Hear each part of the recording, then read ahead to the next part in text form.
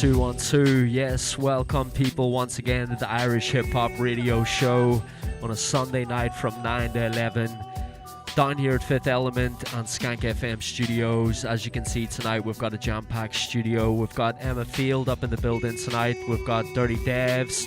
We've got Conway 248, Noru 248 crew. We've got Cameron Taylor as well. And we might be joined as well by a few more MCs by the time the show's over.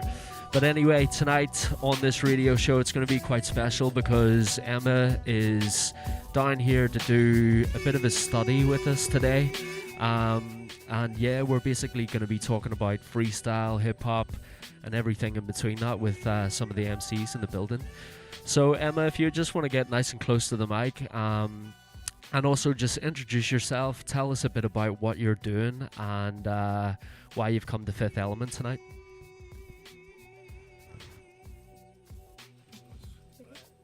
Thanks so much for having me. So I'm basically writing a dissertation on the cognitive and creative processes of freestyle rap. And I've basically done all of the research that I can on the psychology behind freestyling and freestylers. But I thought it'd be a good idea to meet up with some local artists to kind of, immerse myself more in the culture and get a better understanding. So after some research, kind of came across Fifth Element, thought it was really cool, came down and saw the place, and basically got this whole thing set up. And I'm really looking forward to kind of involving myself, really. It's cool whenever you first came down here and introduced yourself and let me know what you were studying. I was kind of blown away that the fact that hip-hop is incorporated in degrees now within Ireland. And something that wasn't really offered the likes of us when we were growing up and going to college and studying and stuff like that. So it's really interesting. But I think tonight the conversation is going to be really interesting with these MCs who, yeah, we're not like freestylers and we don't go out to gigs and freestyle or battle rap and stuff like that. But we certainly do use an element of freestyle in the way we create music. And there's also live performances where we might forget our lyrics, we'll freestyle and stuff like that as well. Yeah. But yes, you've got a load of questions anyway that you kind of want to ask the gang tonight. So yeah, when you're ready, fire away and let us know some of the things you want to know about, and hopefully we can answer as best as possible. Okay, so I thought I'd kind of start off by asking like about the hip hop scene in Belfast. Like, what's it like? If anyone wants to answer that.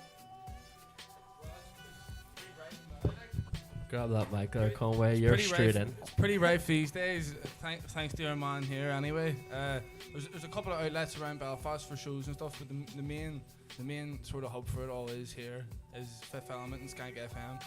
And artists are pretty much all just trying to work together recently, I've noticed anyway, to try and push each other's music, especially through social media. Everyone's connecting, and it's a very local, very small scene, but at the same time, it's bubbling with a lot of music. So there's a lot of different styles. People have a lot to offer from sort of every corner of every sort of subgenre as well, in the Belfast hip hop scene. Like, yeah, like I've been loving this scene for years. Like I first came up as a DJ, really spinning hip hop records from the US, and then later in the UK started to hear some UK rap, and thought I could do this myself. So when I first started out, started rhyming with like an American accent and trying to replicate what I was listening to, the records I was collecting at the time. And there was only a handful of MCs really in the city at the time. You're going back the guts of near 20 years here. And yeah, like the MCs that were doing their thing, like there was one in particular, Roysta, and he was making this dirty Belfast hip-hop, talking about black taxis and Bottle of Buckfast and dirty raves that he was going to and stuff like that. And that was kind of like one of the first... As real as it gets, like. Huh? It's as real as it gets. Well, that's it, yeah. But that was like my first kind of eye-opener to like proper Belfast hip-hop and someone actually using the Irish accent and rhyming over these beats. And it encouraged me to maybe be a bit more myself, but from way back in those days where there was a handful of MCs, skipping on 20 years later, there's like so many MCs like in Belfast alone, but all the other sort of rural, smaller towns as well, you're starting to see wee hip-hop groups and little cliques of dudes making their own home productions and starting to release records and stuff. So it's something that's really caught on over the past load of years, and it's really starting to explode. And even from doing radio shows, like back in the day, I maybe dedicated about 10 minutes to basically play Irish hip hop records, and that was like some of the artists releasing music in Belfast and maybe one or two from down south. But nowadays there's that much Irish hip hop that I've basically dedicated a 2-hour show every single week, and every single week there's more fresh music. The likes of Conway here, he's just dropped like 3 or 4 tracks in the space of the past couple of weeks. There's always new music for the show. Like every week you tune in, you always hear something new. Especially in the last hour. The last hour of the show's usually well, that's stuff. it. I noticed, like, that's normally when all the fresh stuff gets spun, and like every week I've got guys like sending me messages and giving me demos, you know. So I think it's a beautiful thing watching it blossom and grow. And now we've got to the point where we've got a setup like this where you've got break dancers, you've got graffiti artists, you've got the DJs and the MCs all in one building. But that goes even further with people like Elixir, who run live hip-hop showcases in venues across Belfast. We've got the Northern Souls breakdancing crew that go down south to break and make connections down there with hip-hop. And then obviously the Dublin scene, Cork, like all around Ireland, there's just some phenomenal MCs coming up, and again we get their music from their location and spin it and support it here. So the growth of Irish hip hop over the past couple of years has been quite frightening, and it's almost like really hard to keep up with now. Whereas back in the day, you were almost like waiting on those handful of artists to drop a new album, and you're like, haven't got new Irish hip hop in 6 months here. Do you know what I mean? They're getting younger as well, so it seems to be growing a lot more now, because the younger they're becoming, it just seems they're coming out of the woodwork from all over the country, which is good. And they come here to the Fifth Element, which is, I call it the school of hip hop. So this is just like the home for a lot of people. Like when I want to get out of rehab, the old building does help me through a lot with like just normal day-to-day shit, and then started recording my music here, and just everything just started taking off from then. And that only happened in like a small short period of time, with like 2 years from that of been dropping. But it just seems now like the consistency of the artists coming through the scene, like so we Conway and all, like they're even getting younger than him, so they are, but they're coming up through the ranks now. We Conway, alright. Fuck's sake. Shut up, right? You are we Conway?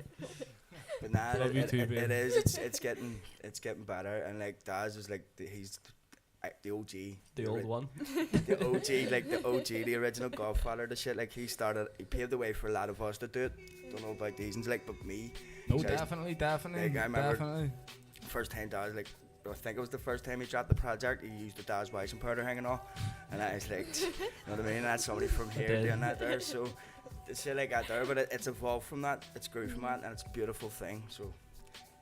And why do you think it's gotten so big here? Like, why? Because people are looking at people like me and Devz, people that's been through stuff, people that's been to jail and come out, and they see me on YouTube with like 1,000 to 7,000 views, and they're going, and it's just, that's him who lives around the corner. I get to do that, and that's better than going like where I grew up from, a Howden estate. Like I grew up like one of the highest crime rate places in Belfast. So to grow out of that there and give somebody something positive to do, and not be handing them a tip of glue or go steal our car. You know, it's a complete different universe. Like so social media is a big aspect as well, Devz, especially for your music, because you're able to share your stuff, and there's boys from all around Belfast now, and literally all around the world as well, tuning into stuff like Day in the Life at Devz Streets and all.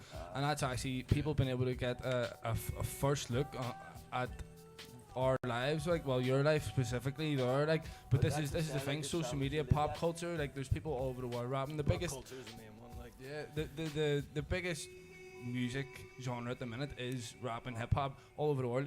Even if it's, you know, has a bit of a dancey or an afro swing to it, it is hip hop. So this is why I hear more people are actually looking at what we're doing, because the rest of the world it's big, so people are interested in it. And when people are interested in something that's across the water, they start to look around them, you know what I mean? They start to open their eyes a little bit to the environment as well.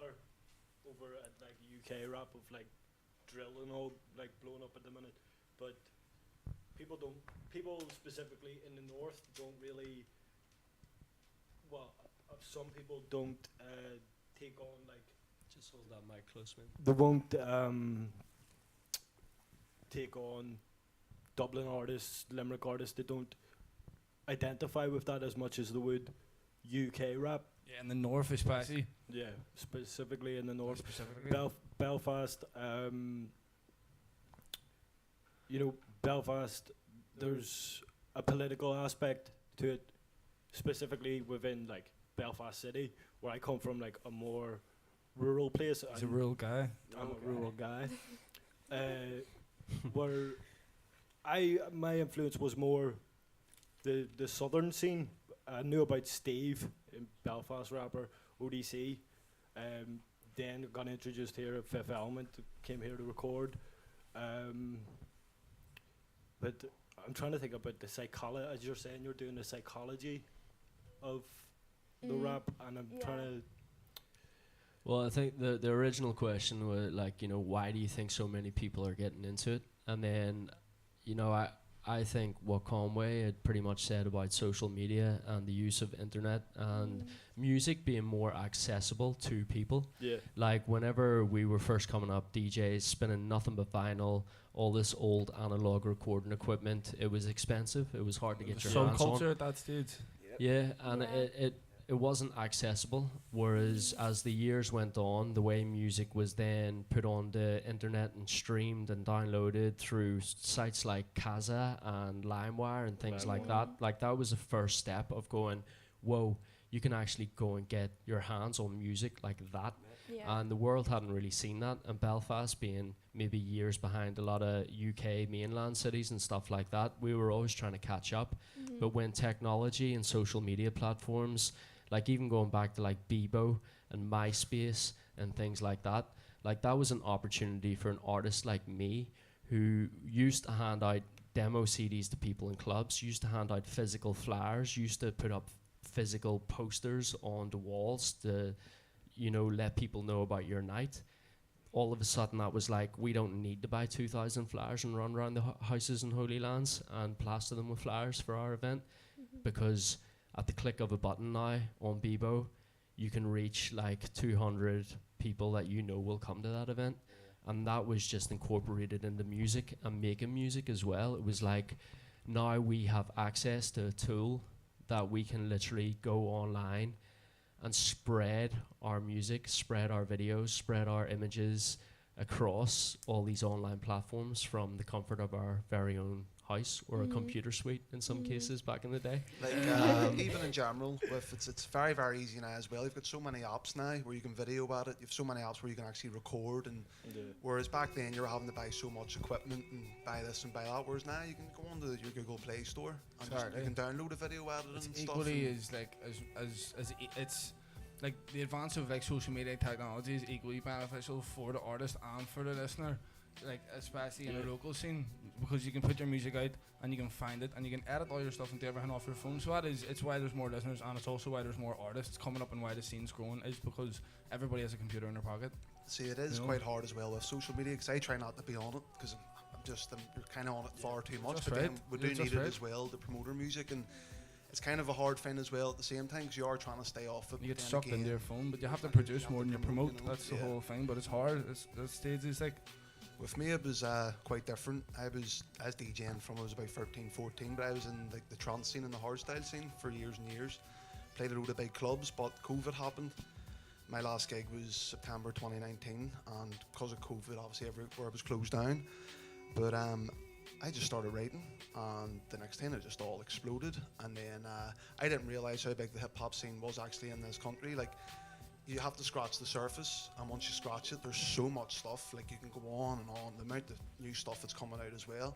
And then I got to meet these guys through hip hop. So if it wasn't for hip hop, I wouldn't have been able to meet these guys. And I would probably say hip hop's definitely saved my life, because I see it as therapy. For when you're writing stuff, you feel so much better after it. And a lot of my friends will say my stuff's very dark and deep, but like I say, it's like once you do it, it's like a big release, and you feel far gets that better energy in out it, of you. That's a real good point. In fact, like we've kind of talked about why are so many people getting into it. Definitely, I think the use of technology and computers and social media, but like you just raised the point of expression.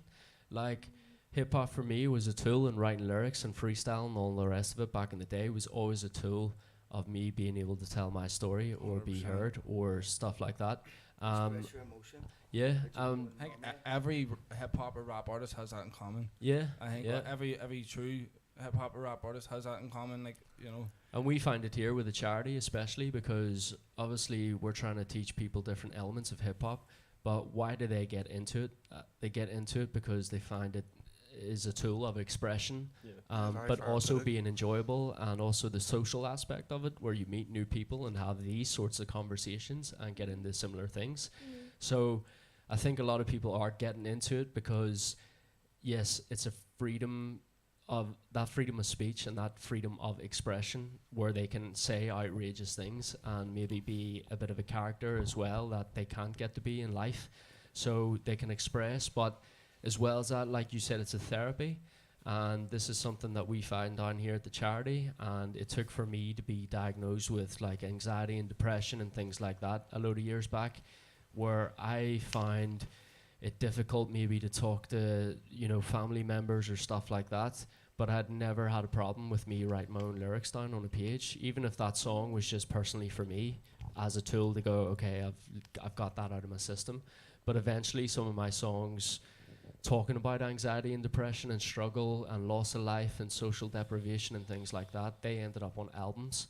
And people that heard those projects were then like, whoa, I didn't know you were feeling about that, you know, or I didn't know you were feeling that way. But it was simply me just going, this is how I get it off my chest. And that's when I started to realize, okay, this is more than actual music. It's more than writing lyrics. It's actually my tool of being able to deal with life to a certain degree. And It's all the stress that you compressed over the years, that because you as a man, like, it's hard to talk, like you said, to family members. So when you write that on a page and you're expressing that there, that makes you feel a certain way. So you didn't have to go and like talk to a family member. But then the best thing from that there is when you don't even know a person and they send you a text message saying, I felt this way and that song made me it stopped me from suicide, it made me feel a certain way, or it helped me. That's the best thing from music that I feel. Like, I don't care how much money you make from it or anything like that. I just care about how you feel, and if you are feeling a certain way, like, do express your music and do put it out and don't care what the next person says, because see, the next person, they're just raging that they can't do it. And that's all it Even to is. get that No, text, 100%. Just always do, like, and 95% of the scene, 95% of the scene is all men. And it's hard for men to express their emotions. See, they can't tap into their emotion, so they lock it away at night. So, like, it is better to just write it down. And whether it's poems, spoken word, anything like that, or don't make it feel, or make you feel insecure about it, just to always put it out. Like, whether you are putting it out as a song or spoken word or anything, just as long as you express yourself, even if you don't put it out and you just write it for yourself, that's the beauty of it. That's the beauty of hip hop. Hip hop was started for people like the black race over in Harlem that couldn't get away their voice heard, so they created hip hop and they spoke on it. So, and that just evaporated through the whole thing. Like, so it is a beautiful like thing to see. And like he touched on therapy. That's his new song. It was called Therapy, just recent as well. It's just it is a form of our self-expression. So if we can get our anxiety off our chest, get that wee bit of like stress that you press down out of your system, it's a beneficial thing. Like, so. Yeah. No, well, like you were saying there, mate, about the like worrying about what other people think. That's one thing that kind of held me back for a while after my writing, was because I kind of when I done my first album, done in front of a few friends and stuff like that, and I genuinely thought, you know what, it was all amazing, but it was constantly in the back of my head. You know, what are people going to think? People want to this, and then you just get to the point. I done my first gig, the Trap. It was at Conway was running and 248 was running. That was always running. Yeah. And I didn't know any of these guys. Shout out to Trap. And I was friends with them on social media and stuff. And I come down with my best friend Neil. And as I was walking in, like my anxiety was just completely up the left, worried about what all yous would think and everything. And Mate, you come up to me, introduce yourself, and see from there. You know what I mean? No, 100%. Like, everyone's been absolutely amazing to me. Like, hip hop's 100% saved my life, and I feel far happier from have been doing it as well. And like I say, when I walked in, done that gig, then when I got the reaction of people, and people were coming up to me and saying how good it was, that's why I was like, you know, I think I'm Fucking actually smashed quite it. good at this. Yeah. And then I just stopped caring about what people think anymore. And yeah, from that, I've done a new EP, of new stuff coming out, and absolutely love doing it. Sometimes it takes a wee kick in a hole. That Really does. Like, really Kicking the does. teeth. Big kick in the teeth. But yeah, like I think we could honestly sit here for like an hour and give you so Yeah. many reasons as to why people get into hip hop, because Yeah. people get into it for so many different reasons. Like we just said, it's that freedom of speech, expression. Some are using it for therapy. Some just generally really enjoy hip hop and the vibe of beats and lyrics and stuff like that. They don't, and then if you look at the true elements of hip hop as well, that's when you've got the breaking, the graffiti and stuff like that. So it's almost like a lot of people go, oh, hip hop, it's just rap. It's not really. It's like turntablism, it's graffiti, it's fashion. Like every day I wake Image up. is a big part. Well, that's it. It is, Yeah. but like, So, you like most of the artists you listen to, like you'll gravitate towards that. You know what I mean? the way Sort they of- dress, the way they yeah, look, the even things they even do. if you don't realize it, Yeah. you know what I mean? You do? Like, I'm a 35-year-old man, and I'm still obsessed with buying Jordans and wearing tracksuits. Do you know what I mean? And I've just kind of like... Big I've just- baggy white t-shirts. Yeah, man. Like, I've accepted this. Do you know what I mean? Yeah. And, like, I mean, even when I was young, like, when I was, like, 16, like, I was running around with, like, a Superman chain on and stuff. Do you know what I mean? Thinking, like, I am so cool. This is hip-hop. And as I grew up, obviously, I was like, it's a bit naff. But really started to understand the true culture of hip-hop and started to really understand why so many people can get into this and actually stay enthralled in it for years and years and years, And I still think to myself, maybe one day I actually have to grow up and wise up. But like hip hop's honestly a way of life. It's more like you follow We're it doing more this like till a we're sport. dead, bro. Yeah.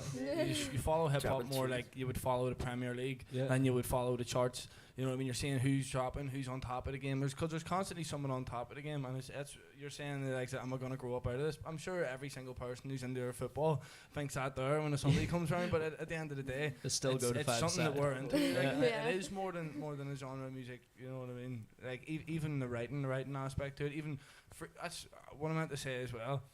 That's the difference between freestyling and rapping. It's you have like a motivation towards it, and see all this conversation about the therapy and all that there. That is a big thing for writers.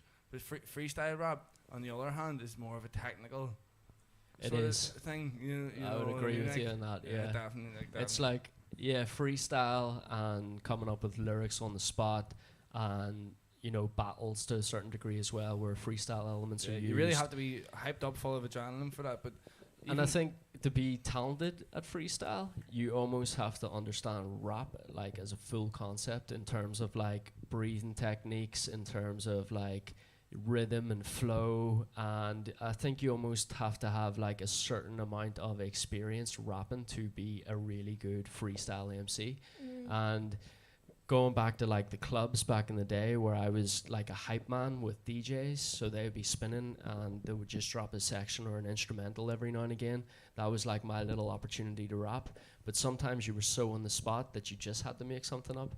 And from writing raps for so many years, it's almost like you knew if something wasn't going right, you could just flip into like a flow, or there's maybe like a word that will set off a series of words. So like even now, whenever I'm writing, I find things like if I say like that or back or slap or mac, or do you know what I mean? It's like I know those bat, that comes word's muscle gonna- memory almost. But Do is you it know what I is it mean? muscle memory if it's in the brain? I suppose that's where your study comes into it. Like, is it muscle memory, or is it something else? Is this why you're interested in it? You know what I mean? Yes, like I suppose it's kind of, because I suppose I kind of studied it as like improvisation in general. So like I suppose that falls under like, because freestyle would be different because it's more like lyrical and linguistic, whereas jazz is more kind of like phrasing and like I suppose it doesn't involve like the generation of like really new lyrics. Like I did a little bit of improvisation in jazz and I was terrible. So I suppose that kind of like brought me to think like how do people actually freestyle? How do people put together like whole like raps just? And I kind of wondered how much of it was like I suppose maybe pre-written I suppose that's where you come in from, like the memory, because I suppose there's a lot of researchers who believe that improvisation is kind of built off like kind of bits, like fragments of like pre-practice coming back into like something new. You feel Yeah. it. Oh, You, Yeah. feel, you feel Yeah. it more than you actually think of it. If you- Yeah. You know, and even when you're writing, like every writing artist has to. I have said this before we started recording. Every writing artist has to freestyle their first line. To Right. get a track going. Exactly. Yeah. And then Yeah. you freestyle your first line, and then you might read it, and then you'll try and use literary things Yeah. to then build on that. I dropped out, right? And you use that there to then build on it. But every couple of lines, it comes from somewhere inside, and it's a freestyle, like regardless of whether it's if you're standing on a stage in front of people or if you're sitting in your bedroom with a notebook and a pen. Like you have to yeah. freestyle something and come up with it. You know what I'm saying? I agree to an extent, but like freestyling in the true form of coming off the top of the dome, obviously there's going to be There's some standards, obviously. pre-written things in your head, Yeah. but if you listen to the same person freestyle over and over again, you'll tend to pick up that they're The saying the same techniques. things over and over again. They're just Maybe in a changing different slightly order. things. Yeah. People Yeah. have They're- tools that people they have use. Go-tos. Yeah, like I think some aspects of freestyle are, it's almost like it's pre-rehearsed in your head to a certain degree, or there's a batch of lyrics within your brain somewhere that you know you can tap into and they're going to be reliable and you can use and you won't choke, essentially. Yeah. So I think like the way guys come up with something on the spot, like you say, it's if you watch like freestylers, it's almost like they've got techniques, but they can change that technique for every freestyle set they do, but they'll still have elements of their original ideas within that. So for example, like Cameron's wearing a purple coat, do you know what I mean? But say that was blue, it's like, well, you could change the lyric about that purple coat to a blue coat. So if Yeah. you've seen someone in the crowd, you'd be like, check at him in the red, doesn't really matter when I'm on the mic, he's dead. But say it was blue, you could be like, check him in the blue, like mic check 1 2, like who's he, who's you, or do you know what I Yeah. mean? See, So Yeah. with our accent, see, like for most freestyle artists, because most rap artists for years were American, right? So they all had the same sort of cadence, same accent, so they could sort of mimic and mirror each other's dialects, even if it wasn't direct. They might have heard something 4 years ago, and this is what they're coming out with now. But see, for an artist here to actually be a true freestyle artist with our own dialect, that's a complete new talent, because nobody else is doing that there. Well, maybe now, yes, but we haven't got 20 years of history and video logs and everything to go over and albums and stuff. So Exactly. see, somebody here That's who why can all the actually first rappers in Ireland were rapping in Irish accents that- or in American yeah, accents. but see, when it comes to freestyling, like, you'll not be able to copy another Irish freestyle artist, because there isn't one to copy without you literally copying that one person. Like, I've only ever met one person in my whole life who could truly freestyle in their own dialect, their own language, and he was a boy from Glasgow called Oddball.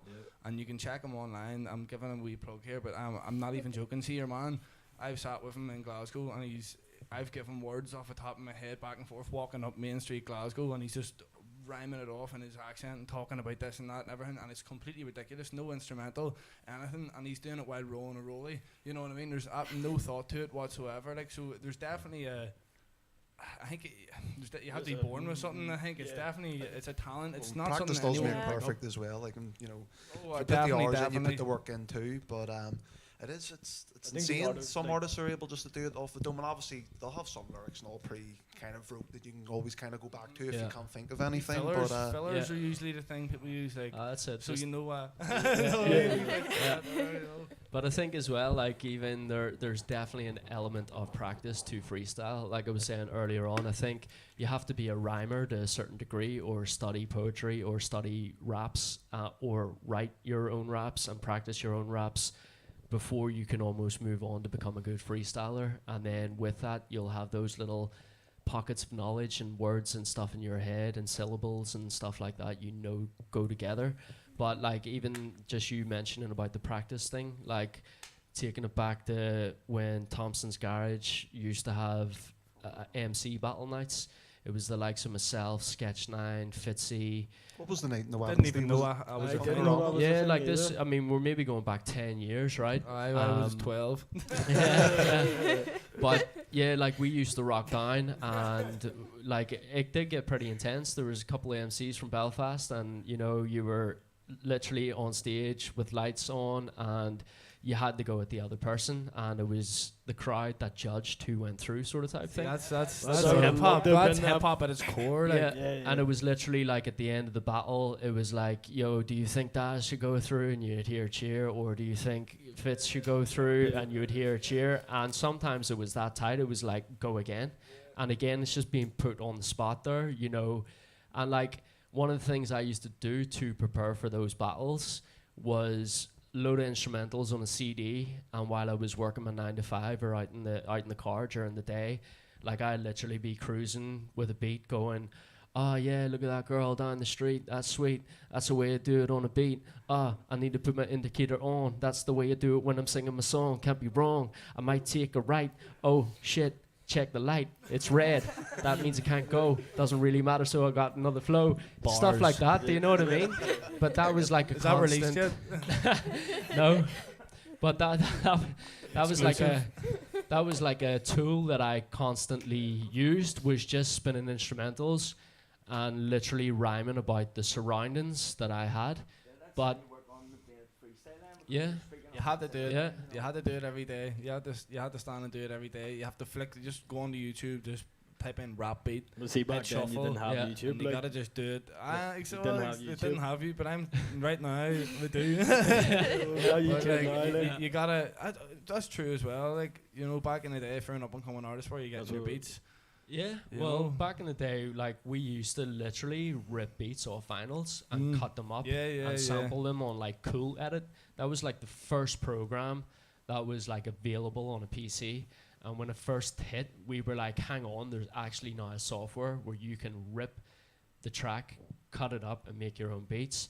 But other than that, it was like literally, like I Holy remember grail. sitting in like my cousin's house, sitting in like DJDK K2 studios back in the day with a set of turntables, where we would flip over to the B side where the instrumental was on the vinyl, and it would be like, right, DK K2, like we're mixing nothing but instrumentals, and we're recording an hour-long tape, and that tape will be our like piece that we can then go and rap over, and like yeah, man. And sometimes it was literally tape recorders we had, like where it was like Cassettes? plug that mic in. Yeah, yeah, like and but that's what I'm saying, like music was so, it wasn't as accessible as what it is now. Like for me to make music 20 years ago, it was like you're gonna have to book into a studio session, and that studio is probably gonna have some pretty expensive gear, and whoever's running that studio is gonna charge you £200 for a couple hours. Whereas nowadays, it's like you take that £200, you could probably go to Cash Converters and buy yourself a PC and download free software in the space of an hour and be making beats just like that. And that's what I'm saying. It's like because of technology and how music is so accessible and how equipment is so accessible, like producers nowadays and MCs nowadays, the majority of them are making their first steps in their own living room or their own bedroom with a laptop and a mic they can plug directly into it and a set of headphones. And as they go on, I need something to tap to make my beats. Let's buy a MIDI controller. You can get MIDI controllers for like 60 quid nowadays. And that's you sat there for hours tapping and making beats, you know? So I think technology on the social media aspect, but also with equipment, has just made music far more accessible for everyone, like in every That's why single there's so country. many artists you don't hear of, and then you just see them randomly with 3,000 followers or more, and you're going, what? Because they haven't left their bedroom, they don't do shows, they record everything at home, but they make really good music. So it's hard to get your stuff out there. Maybe if you got to get into the show culture, you got to be around the shows and stuff, you know what I mean, and down the studios and stuff to actually start meeting people. Well, I think that's a big aspect of it as well, like to become known as whether it's a freestyler or whether it's a rap artist or a dude who's producing albums or singles or whatever you do rap-wise, It's like, how are you going to be known? It's, you have to do the shows, you have to get the live performances done so people can physically see you and hopefully like what you do and become a fan, and then follow you on social media and spread the word about you further. So I think like live performances is something that an artist actually enjoys to do, because they're performing live to a crowd, and that for me is one of the more enjoyable aspects of this whole hip-hop thing. It's the best part of it. Like, yeah, like I love being in the studio, and I love being creative, and I love making beats, and I love writing rhymes, and I love taking my time to myself to make my own music. But there's no other feeling in this world, to be fair, than standing on a stage in front of hundreds, if not thousands of people, rapping your material and seeing the response back. Do you know what I mean? that's what you make the music for. Well, that's it. Like and that's why COVID has completely sucked, because it sucked the life out of the music industry as a whole. But it's really been a downer for people like us who haven't had this opportunity to perform live in a while. Well, personally, like, I only really started my rap well, I'm gonna call it my rap career, but I only really started it just at the start of lockdown. You know, I think it was having all that time to myself that actually made me go out and pursue something of my own and something positive, you know what I mean? Because I found myself doing nothing, and especially when the lockdown came on furlough, found myself doing nothing. So like throughout that time, I was just sort of waiting until lockdown ended. And see, when all the COVID restrictions left, I felt like I had a whole world of opportunities out there in Belfast to actually push with my music, you know what I mean? Yeah, because you made more material as well, and you had like more material for live sets. 2 years worth of stuff, and it never brought it anywhere. Yeah. You know? There's But no now point it's- sitting on it all either, but doing it No, all. aye. So you're better off, like, instead of being a wee hoarder, if you're having it, you have all that time. Says you took me. Drop the album. Hold on, that was Steve Locke, right? Don't be dissing me in this here shit. This Took was you not boys my fault. 4 years to drop an album. No, it took Steve Locke to send me it for 4 years, motherfucker. But we'll let that shit go, right? But just don't hoard it, guys. Just don't hoard it. The main thing was don't hoard your tunes. Just put them out, because I do as well. I write a load of shit before I go record, and then as long as you have a catalogue of shit, it's always good to have. But there's no point just sitting on a load of tunes that, yes, I'm waiting on you saying it again there, 4 years. Alright. I'm saying But if you're going to sit on a load of tunes, like, at least drop something within, like, don't be just doing it. Like Conway, like, when he started, he's probably more tunes out than me, folks, like, at the minute, don't you, like? Well, but but about 30 or 40 tracks, like. But you're still dropping, so, like, within the 2 years, it just shows you how much you could do. Within 4 years, I've put out all sorts, like, and still consistently doing it. But it's all down to this place as well, coming down here and then working with people who actually are on your level, and it's good to do. So I'll not be holding any more albums, by the way, so yeah, that'll be all good. 23rd as well, I'll be dropping that new one, so get that out. 23rd, new album. New Dirty Wednesday the Devz album, right? 23rd, new Dirty Devz. That's it. Yeah. Plug Lock it. up your Plaque of panties. wisdom. Tell your But yeah, grannies. tell you what, this has been like one of the most interesting Irish hip hop radio shows, and like I haven't even spun one Irish hip hop tune so far. It's just been pure talk about us making hip hop in Ireland, really, and how we're doing it. And yeah, I really appreciate all you dudes coming down, and thanks for yourself, Emma, We as well, appreciate obviously. you, For bro. What? We But- appreciate you, bro. I appreciate it too. Is there any more things you need to know? Any more questions you want to find out? I suppose I think I was really interested in like maybe the writing process. Like if anyone wants to take me through like a bit of like what you would kind of do to write. I'd say we're all different. Yeah. That's okay. Definitely, we're all different. Well, tell you what. You started off, Devz. You tell us about your writing process, and we'll just go around the circle. So like, I stole my idea from Rakim. Like, so I remember years ago watching a documentary where he says bars, because I didn't know what bars was. I remember just going into the studio and just like 64 bars straight over hooks and all. And I watched this, and he just says do 4 dots on a page, skip a line, bop, bop, bop, and that was it. So I do that now. So I would do 4 dots in the line right within those 4. So that's my 4 bars there. Skip a line, move on to my next 4 bars. So I just work that out with a 16, and then I'll write a hook. But now I've started to write the beats and all, so now I'm trying to write within the beat. So finding me melodies and trying to like sound that way. Even try singing. I know I can't sing for shit, like, but I've been trying to do different tones and melodies on the new tunes and stuff. So that would be my writing process. But I'll always start off with something like what happened to me, life experience. No, Yeah. that's what I find easier doing. anybody can write bars, but it's the ones that can actually give you the meaningful stuff. So that would be my process. I just do the 4 dots, and then it just starts off format, and then by the time you know it, you're sitting on about 23 tunes. Yeah. But that would be my wee process. Just do the Rock Kim idea, the Rock Kim method, I call it. It's just the best method to help anyone out that's starting off. Just do 4 dots on the page, and then even if you think of a word like syllable, right, syllable, lyrical, and then you write it down at the side, so that'll help you out within your construction. With your rhyming and stuff, yeah. Because I used to write like stories, like fucking stories, like just words. And so what I learned to do was chop it down into 4 like sections. So write 4 words instead of writing a full paragraph. Yeah. Just write the 4 words and make those 4 words make sense. Skip it and then just as you go on. So it's just a wee process. But the Rock Kim method is the easiest way that I find. Whoa.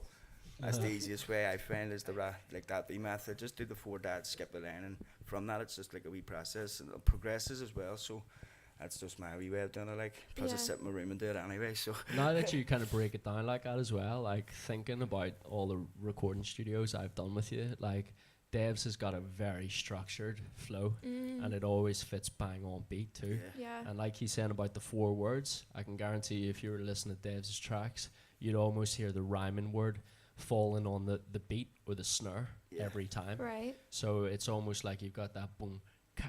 He's got a distinctive flow and distinctive cadence. Yeah, and that's it. Like, now that you've kind of said, them 4 words, them 4 lines, and that's something I incorporate when I write as well. Like, each line will literally be on a line of its own. And then there's even points where I'll write the rap where it's like, okay, skip a line, and when I've got that wee space, normally that's the space where I should breathe to get the breath to be able to deliver the next lines. Okay. And sometimes, like, if you've got really good breath control, which I suppose someone like Steve Locke, he's got phenomenal breath control. Like, he can almost take a breath and rhyme for 8 bars, which is quite a long amount of time to not take a breath. Yeah.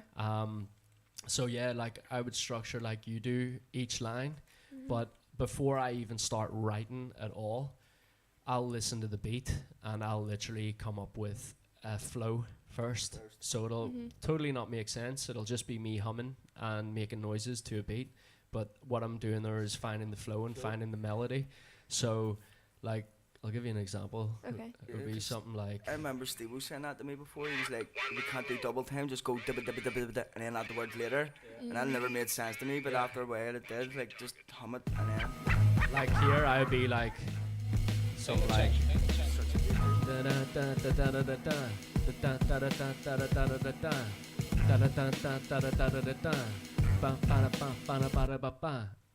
Hey yo man, I do what I do. You can't tell me different, I play by my rules. Why you so angry, I lighten the mood. This eloquence on the mic when I'm spitting it rude. Ba ba da ba ba da ba da ba ba. Sick with the rhyme and I'm sick with the flow. Boom. Bada bing, bada bada ba boom.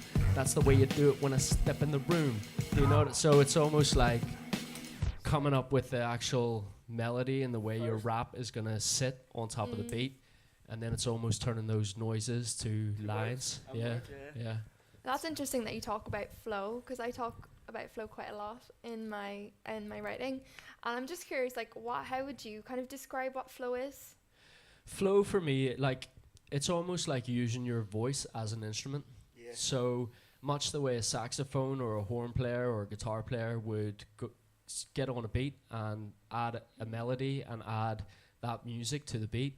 That's what flow is to me, but it's also the way your lyrics fit in those bars. So like Dev's saying about that structure of each line and each rhyming word almost hitting the snare or hitting the beat, it's like your flow has got to fit the beat. And often, like, especially with really young rap artists, that's one of the first things I'll teach them in a workshop is flow and demonstrate the way I did there. Da da da da da da. Just make it some sort of flow up in your head and make it fit. And yeah, like it's just one of those things where you try and teach rhythm. So much like a dancer would have to make a move and they would have to step to that beat, much the way your lyric has to fit that beat. So flow that would be off would be like just rhyming, doesn't really matter, but I'm not on beat. But yeah, now I'm back, and here we go again. But that's the way I do it, my friend. And but Still pretty hard, like. It's like a couple local artists. No, I know. but could you see the way it wasn't Yeah, fitting yeah. and wasn't snapping on the beat? Yeah. And like I was referring back to Devz, it's like his rhyming word is always gonna land on his snare or his kick, and that's making the words fit to the beat. Yeah. So much the way a dancer would have to snap at a certain point to make that dance look like they're dancing to the beat. For me, the flow is those lyrics have to sit nice on the beat, and if you can perfect that part, then you're off to a winner pretty much. And that's where I would develop further and just add the lyrics in, you know.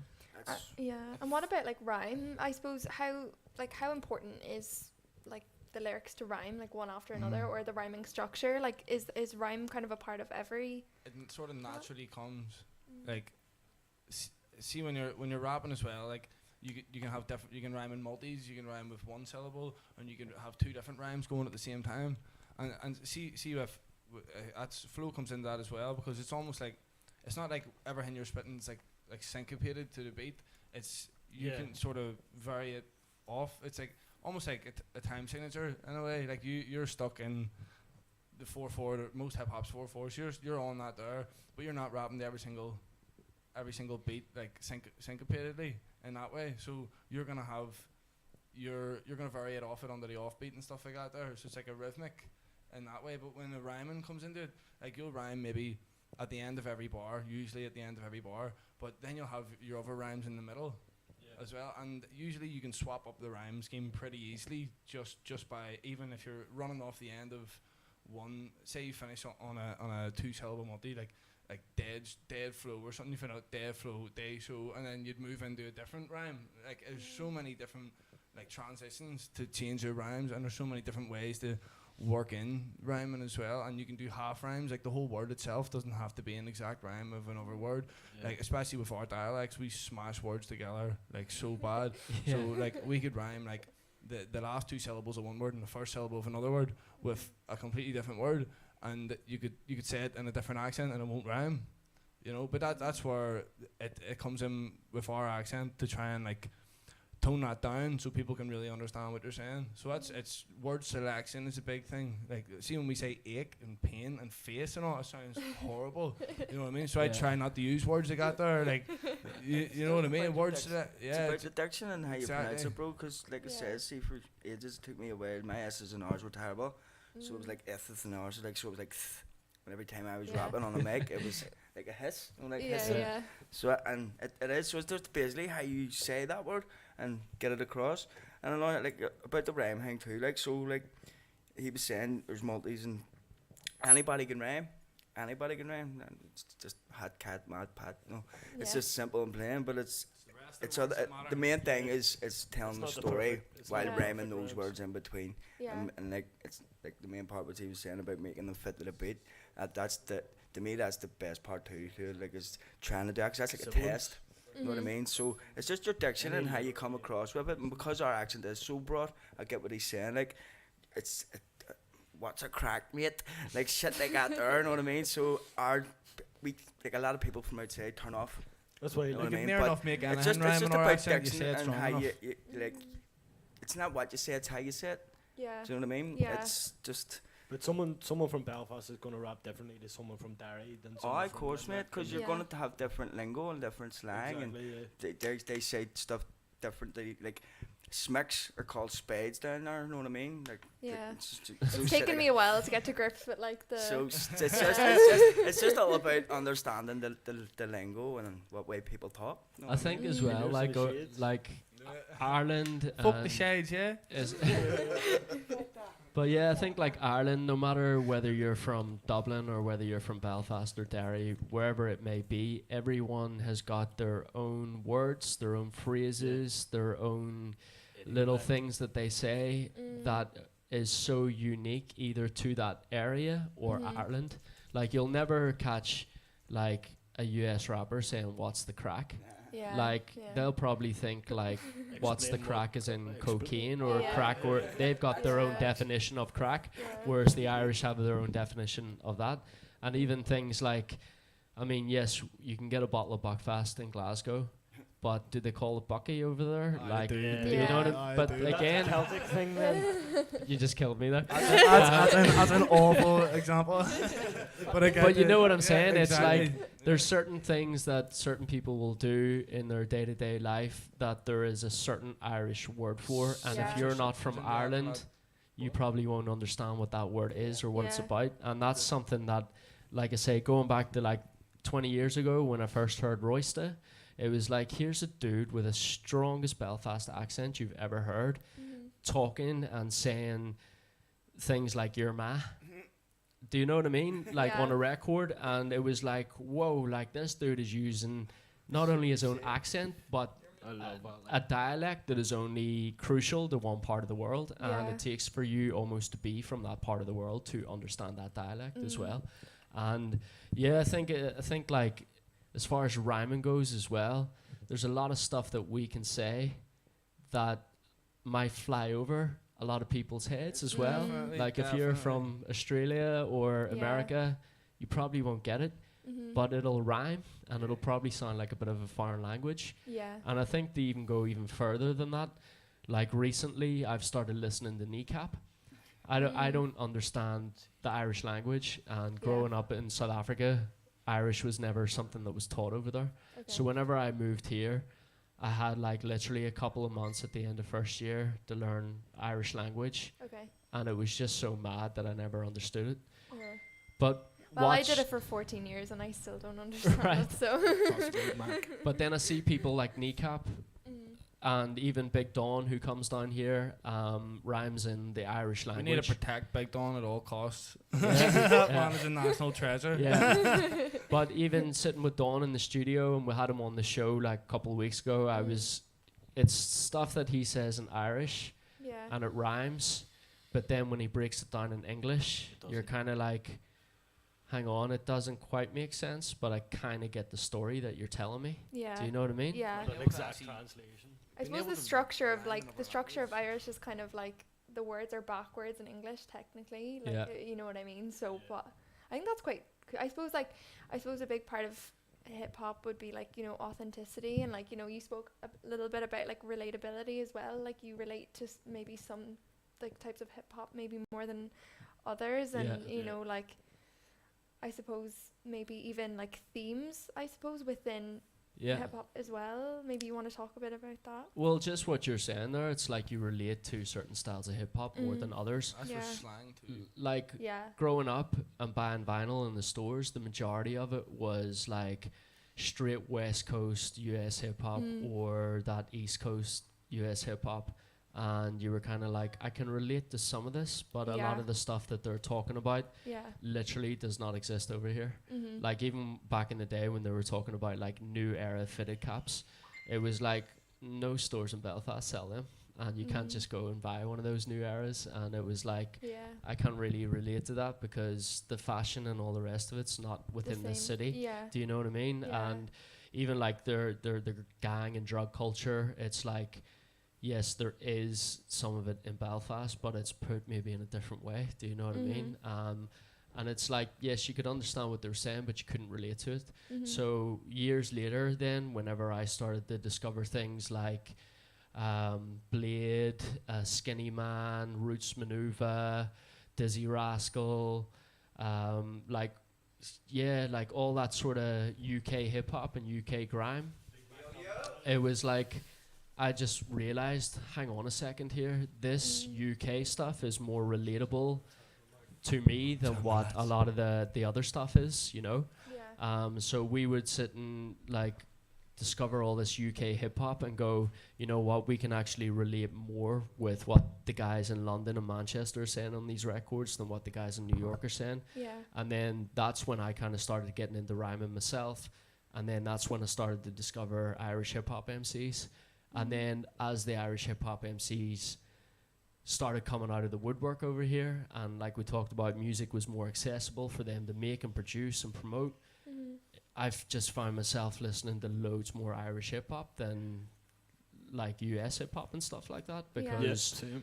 yeah, because for years it was like, give me 50 Cent, give me Eminem, give me Nas, give me Notorious B.I.G. And I still spin all that stuff, and I've still got it on Spotify. But nowadays, it's like I'm gonna go on Spotify and listen to Skeet. He's just from around the corner. I'm gonna go to Spotify and listen to Kneecap. I'm gonna go to Spotify, listen to Big Don, Conway, all the rest of them, because it's like these dudes are from my place where I live. They're from the same cities, from the same suburbs, and the stuff that they're talking about, it's more relatable to me. So I think that's why like I'm really enjoying just seeing how much Irish hip hop is growing and how much it's developing. And like I say, the more of it that comes out, the more of it I'm like, I need to get my hands on that. A, for the radio show, because I love doing my Irish hip hop radio show, but B, because I'm really genuinely interested in what dudes in Dublin are talking about in their records, and dudes from Limerick and dudes up in Derry and all the rest of it. So it's kind of got to that point now. Yeah, I knew something weird was going to happen tonight, so yeah. By the way, listeners as well, if you're just tuned in, Mac has just joined us. Mexican Mac. Represents ODC and part of the 248 crew and stuff Sorry, as well. 2480 meant to say our guys. Yeah. Don't forget. He's a double agent. That's what he is. He's a double agent. Double-sided sticky tape. Conway still owes us 50 quid for him. Isn't that 35? No. No. It's went up price now. $5 a fortnight. So yeah, like anyone else want to talk about sort of Irish hip hop in terms of like how do you relate to it? Like you enjoy listening to it, clearly listening to other MCs and what they're saying, and I think it's just a case of it's more personal to us. Yeah, it's more relatable because it's closer. I'm What it boils down to whenever they talk like you. As you said, like Royster, like back in the day, like Just hold that mic up. but Royster back in the day, like whenever you were listening to him, he talked in your accent. There's no. Whenever me growing up, it was Steve and Mac that I was listening to, Yeah. and from we've came into the scene, there's younger ones than us Yeah. coming up now that listen to us. Yeah. So It's mental. the It's more- that's what I was gonna say earlier. It's it feels so good. You know what I mean? like I think it's inspiring as well, like being a local rap artist, and because when we first did it at the start, it was like almost people were like, what's this dude doing? He's from Belfast, yeah, he's white, why is he's he talking rapping. in an American accent? Do you know what I mean? Imagine being from Drummond from a wee village. Like imagine Yeah. what all the wee grannies, Yeah, grannies yeah, are gonna fucking say when they dumb. see Well, they that's see it. the local rapper walking in to buy milk. Yeah. You know. And we still do get that to a certain degree. Like even like I'm sure there's certain family members or people who know me personally are still kind of like why is he still rapping? Like he's do you know what I mean? But at the same time, it's whenever I listen to all these dudes here and all the other dudes that I'm spinning on my show, it motivates me and it actually goes, now there's loads more people doing this, and Like they're actually really stepping up the gears as well, which makes you want to be a better artist, a better writer, a better freestyler, a better battle rapper, whatever genre of Irish hip hop you're into, because more and more people are doing it. The growth is like exponential. Yeah, and it's almost getting to a stage now where we've almost got more belief in it all as well, and we've almost got like this real watching other people and seeing everyone raise the bar and push boundaries further. Yeah, that's what I was going to say. Like, see, anytime I've had writer's block or anything, you know, and then you just go on Irish hip hop page and see them all fucking still doing their thing, like, you know, and then you just be like, yeah, I'll write a new one to keep in the mix, you know. That's it. Shit's good, but so does. But we've been, there's a lot of us have been in it from the start, and there was a lot of them stopped it, and then there's a lot of ones that keep going, you know, but Yeah. it's good to see the progression from them all. Well, know? that's it. It's almost like you kind of get waves of it, you know, where that's a group who's doing it at the minute and they've been doing it for a while, and then you get another group comes along and you're like, oh, okay, they're influenced by that group and they're going in the same direction. And so with so many more young ones coming into it, it's almost like inspiring more people to do it, and it's almost becoming a wee bit more, people's opinion of it is almost opening up a lot more. And again, just going back to like listening to US hip hop for so many years, because that's all that was being put on record stores. And then whenever I first heard Dizzy Rascal, I hated it Like I heard Dizzy Rascal rap and was literally like, what is this? Like this dude with like a real thick London accent, like rapping really hard on this What record. was it? What was the first one you heard? I think it was off. I think it was "I Love You" off Boy in the Corner. I love you, you better watch your girl. I'll take your girl, I'll make your girl my girl. Do you know what I mean? But it was like, it was so different from, yeah. But it was so different from the stuff that I heard US wise. Was just like this sounds crazy and I'm not into it sort of type thing. But it took for like a couple of my mates to be like, no, you need to listen to what he's saying and check out his rhyme structures and all the rest of it too. And then when I listened to it, I was like, you know what, this dude's actually really class and I get what he's doing and I actually appreciate it more that he's doing it in his own accent and representing truly where he is from. And it almost checked me for someone who was rhyming in an American accent at a young age. It was like, nah, you're doing this all wrong. Like that dude you listened to 2 weeks ago and hated, he's actually the one who's being more true than what you're being. And then, like I say, whenever I heard local Irish rap artists coming up, I was just like, whoa, them dudes are being more real and more true than what I am because they're representing with their thick, broad Belfast accents. And it was really just a slap in the face for me and a turn in direction of what way I had to rhyme from then on in, you know.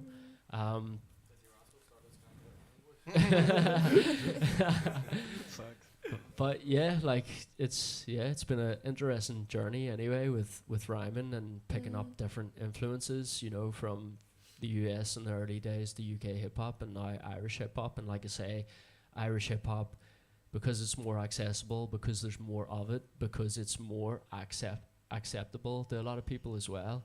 It's just slowly expanding and blowing up, and now we're starting to see groups and individuals from Ireland actually having runs of success and doing something really positive and really breaking boundaries with their music. Like, I mean, this week alone, you look at the wee guy Hyphen from Derry Direction. He's just got like a film on Netflix. Like, that's a pretty huge thing for someone to achieve. Like, and we did the warm-up as well for Kneecap in the Telegraph building, and we, like myself and Steve Locke, Big Dawn, Mind Designs, we couldn't believe that a rap group from around the corner sold out the Telegraph building. And we walked in, every single person in that crowd knew every single lyric and in Irish, and like these dudes are like on stage like kings, like everyone looking at them like that's my favorite group, and knowing every single lyric and watching them jump into the crowd and all the rest of it, it's like, hang on, like these dudes have achieved like the ultimate success for an Irish hip hop MC. I mean, even you look at the likes of John Sue, had some Fuck John Sue. Sorry, my mic cut off her. But again, like whether you like the dude or not, like the dude has had a certain level of success, and it's great and to now see. he's making laver. Well, yeah.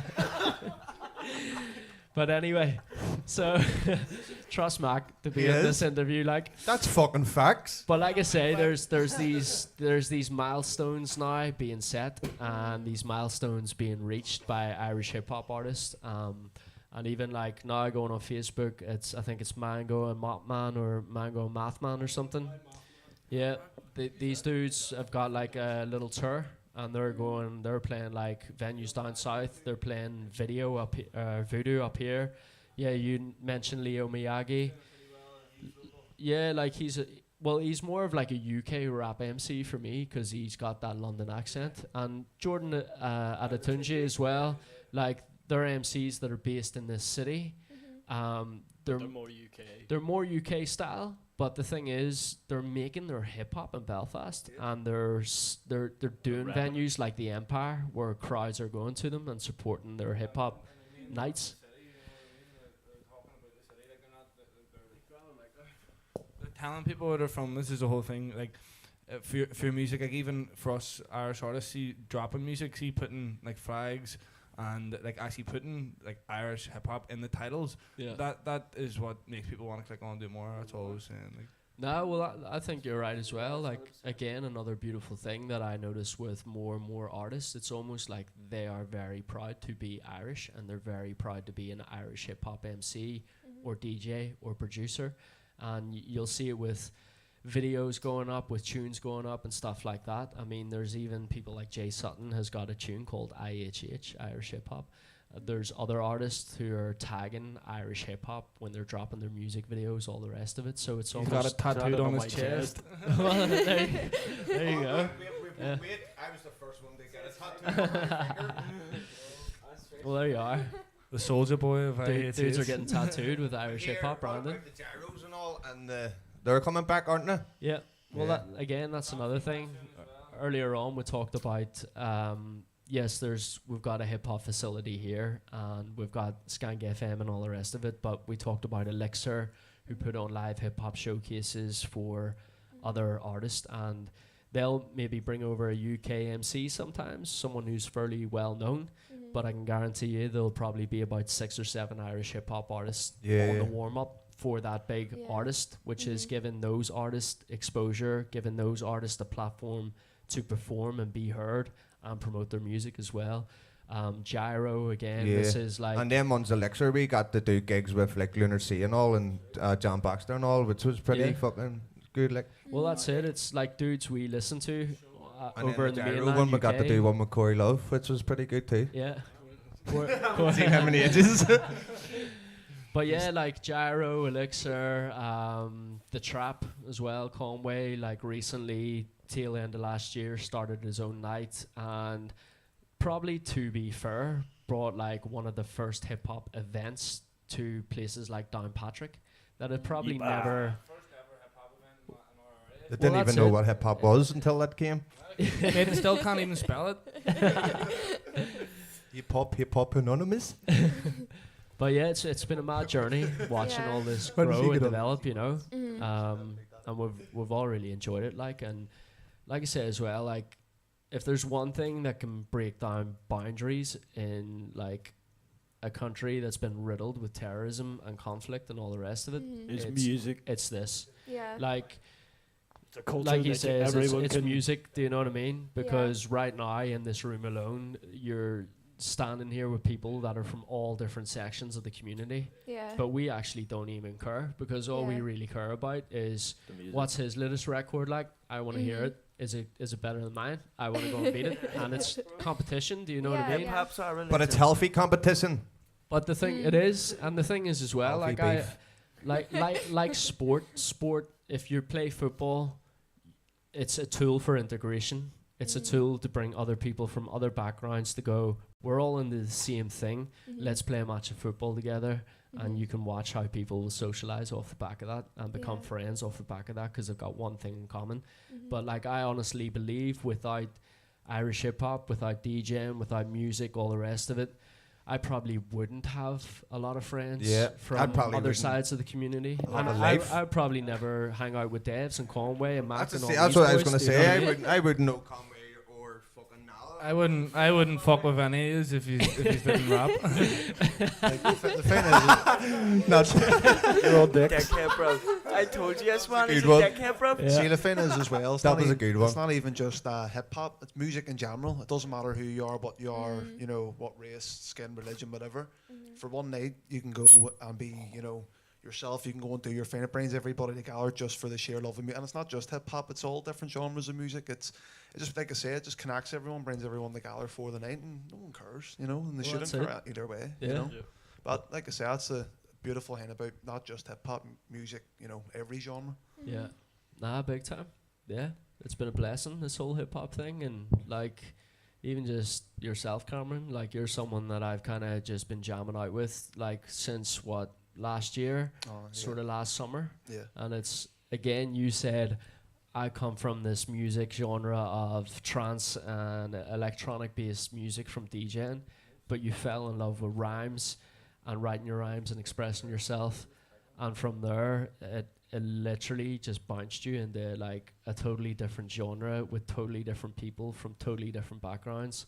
And now it's like, yeah, there's Cameron, sweet, do you know what I mean? He's rocking up at the live gigs and he's coming to studio sessions and all the rest of it. But it's just another example of how like I don't know how I would have ever met you if it wasn't for this music stuff, 100%. you know, and you being like, I like this Irish hip hop, and yeah, it's cool just to see people support each other as well. Like even now, like this YouTube stream, I'm just watching all the comments rolling down here, Oh, yeah? and people like tuning in.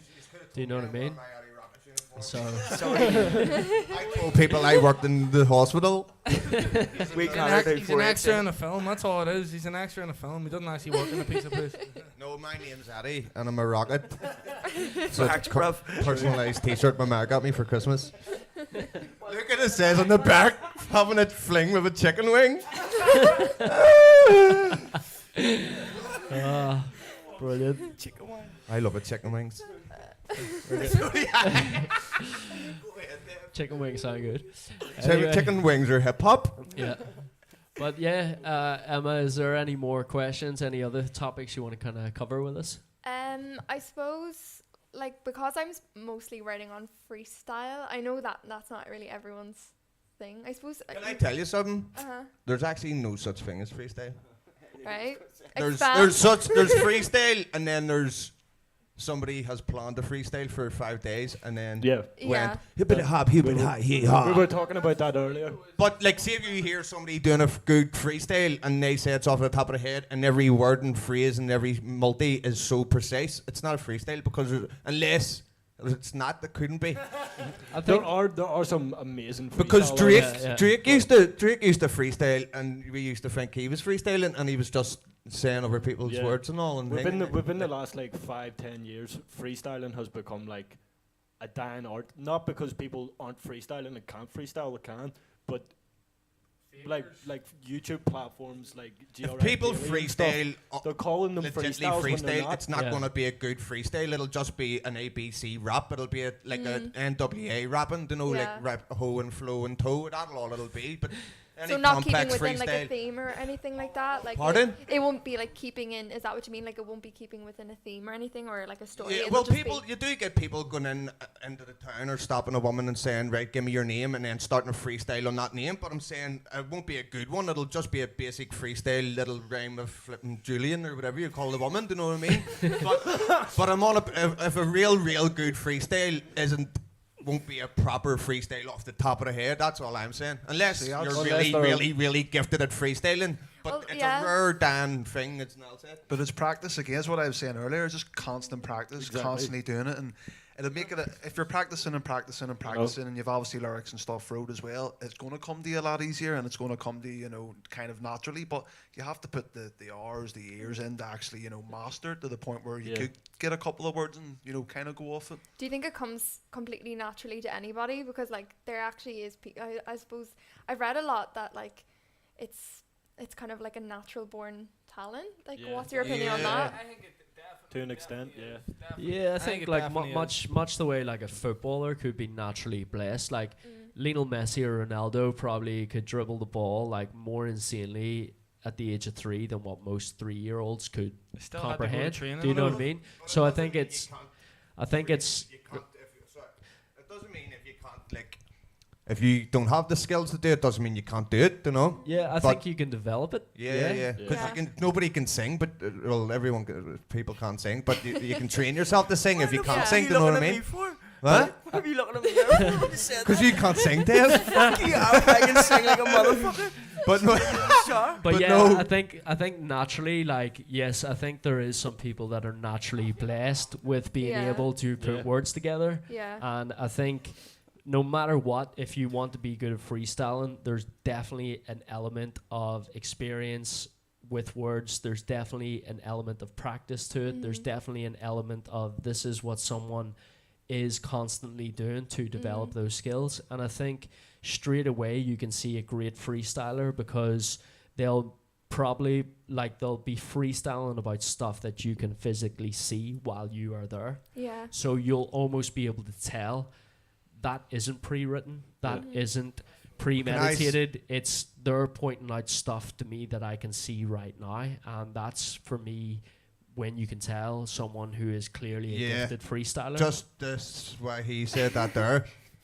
Remember I says people can't freestyle? Well, Steve Locke can. Because Steve Lock, you just saying that, I remember one time when we only like started off and fucking Steve Lock made a whole freestyle for about 7 minutes straight. Like he was influenced on Mushrooms. But he done a full 7 minute freestyle about Doritos.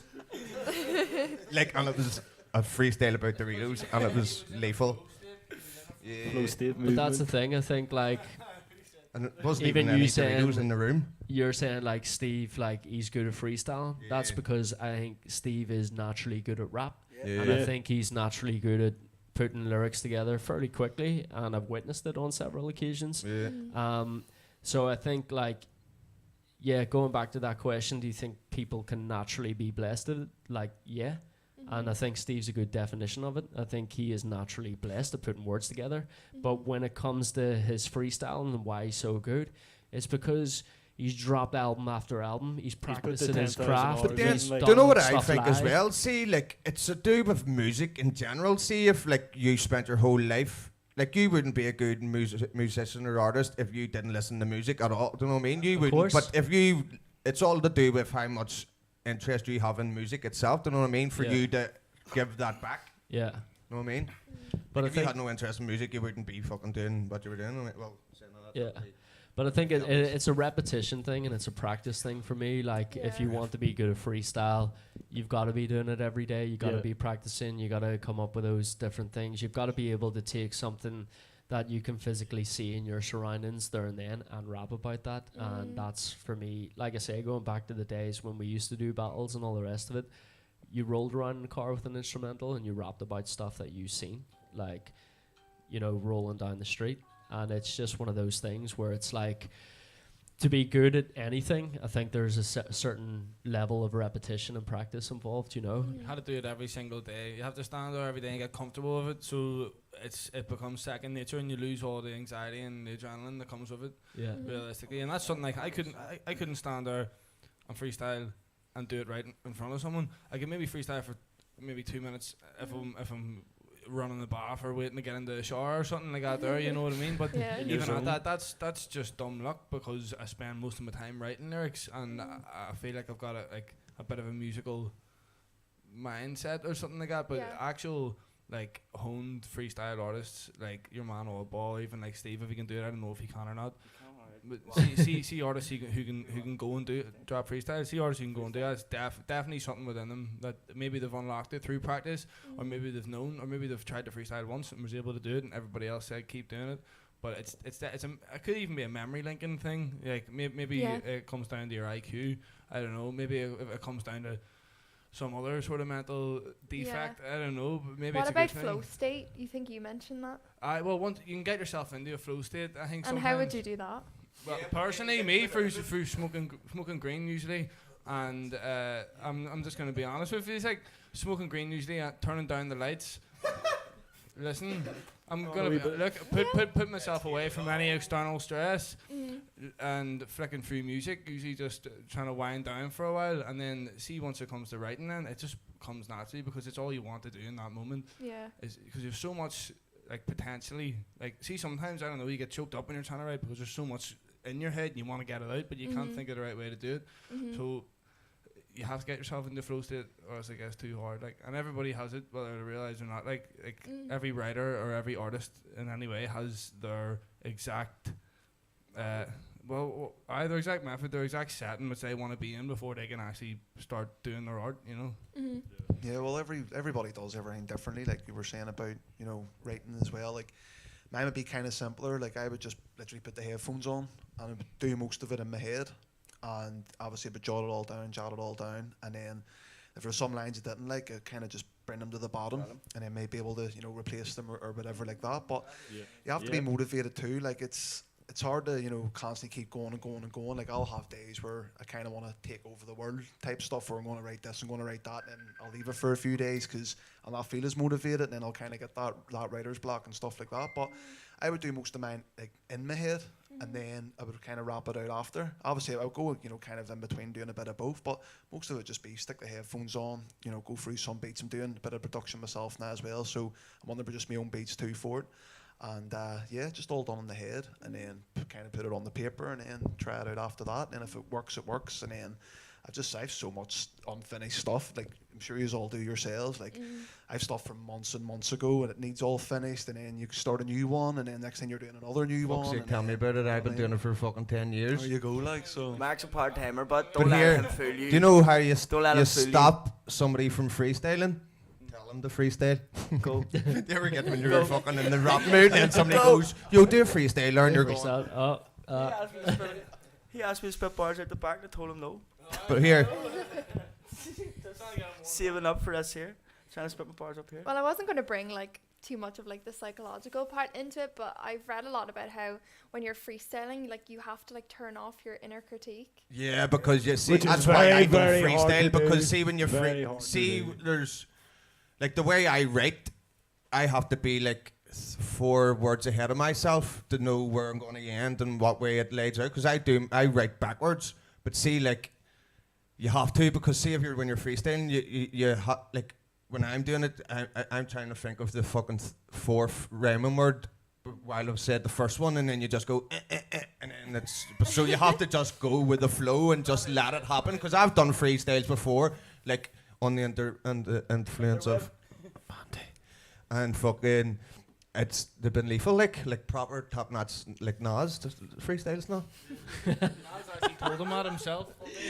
Money joking. Money joking. It wasn't a proper Nas one or like a Steve-O I was going to say Dorito one, but like it was good. But I you think- have to be Yeah, clicked off like I in think a you way. almost have to like step into like a different mental state. Like Yeah. it That's does exactly what You require. have to be like steaming and like just forget about your ego. Yeah, well, I rate some of my best stuff lit. Honestly, and Yeah, I would never rate say most it, of mine I would never say depressed. it. I would never Yeah. say, do that, or I wouldn't do that as a Big point. long But Rizzler. some of my best stuff I've wrote a half cut. Yeah, And I wake yeah. up the next day and I'm like, fuck, how did I even write that? But I would never advocate that or say that. You know what's good for writing? Because you end up an alcoholic. Do you know but, what's good for writing? Walking. I always say 110%. your brain's pumping or your body's pumping the blood round. Your brain's getting more thing. Because I see the many fucking tunes I wrote just walking. That's like guys was saying about me doing it with the headphones on. I'll do the same. Just stick Yeah. the headphones on, do a 3-4 mile walk. Because and next time sometimes it's it's six see songs sitting on this like we do it sometimes and you're fucking stuck there for ages like it's a wee bit tedious like but see yeah, I try not to force it now.